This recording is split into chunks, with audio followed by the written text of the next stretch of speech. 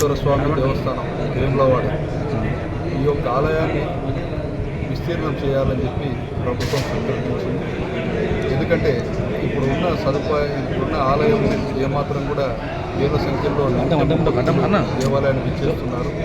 ఇక్కడ ముఖ్యమైన పండుగలు శివరాత్రి, శివ కళ్యాణం, కార్తీక మాసం, శ్రవణ మాసం ఇట్లాంటి పండుగలలో జనాలు వేల సంఖ్యలో రావడం జరుగుతుంది. కొన్ని సందర్భాలలో దర్శనం సమయానికి పాలంగా మేము కల్పించలేక ఆలయాన్ని 24 గంటలు కూడా మేము తెరిచి ఉంచి భక్తులకు దర్శన సదుపాయాలు అలాగే గోడెముక్కు కూడా భక్తులకు తీర్పించడం జరుగుతున్నది.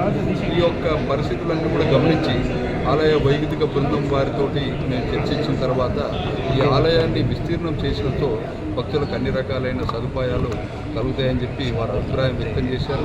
అభిప్రాయంలోనే భాగంగా ప్రభుత్వం శృంగేరి పీఠాధిపతి వారిని కూడా ఈ విషయం గురించి చాలా మార్లు సంప్రదించి వారి యొక్క అనుమతులు కూడా తీసుకొని ఈ యొక్క ఆలయ విస్తీర్ణం అలాగే వేములవాడ పట్టణంలో కూడా రోడ్లు చాలా చిన్నగా ఉండడం కూడా ఈ భక్తులకు చాలా ఇబ్బందికరంగా మారిన పరిస్థితి దృష్ట్యా ప్రభుత్వం ఒక మంచి నిర్ణయం తీసుకొని ఏదైతే రోడ్డు విస్తీర్ణము మొదలై కావాలని చెప్పే ఉద్దేశంతో 47 కోట్ల రూపాయలు ప్రభుత్వం శాంక్షన్ చేయడం జరిగింది.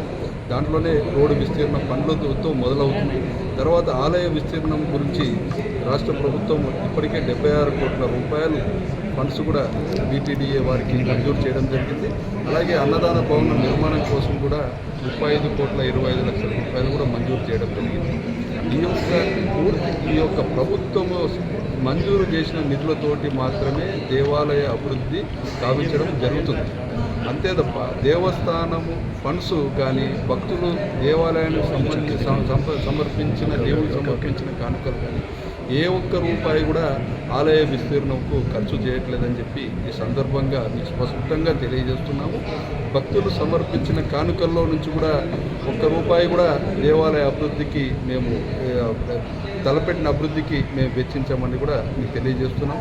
దేవాలయం ఏ రకంగా అయితే ఫిక్స్డ్ డిపాజిట్లు తర్వాత ఎస్బీఐ అకౌంట్లో డబ్బులు ఉన్నావో అది ఆ రకంగానే ఉంటాయి.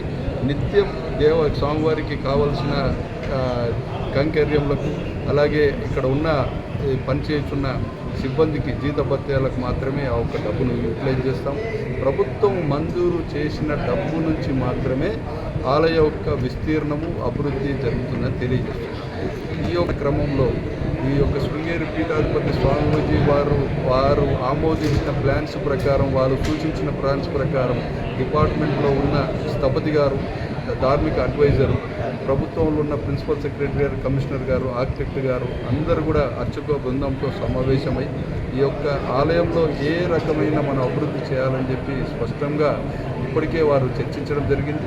ఈ యొక్క శృంగేరి పీఠాధిపతి వారిని కూడా ప్రభుత్వం వేములవాడ శాసనసభ్యులు గారి ఆధ్వర్యంలో ఇప్పటికే 3-4 దఫాలుగా వారితో ఈ విషయం గురించి చర్చించడం జరిగింది. ఎన్నో క్లారిఫికేషన్స్ కూడా మేము అడగడం జరిగింది.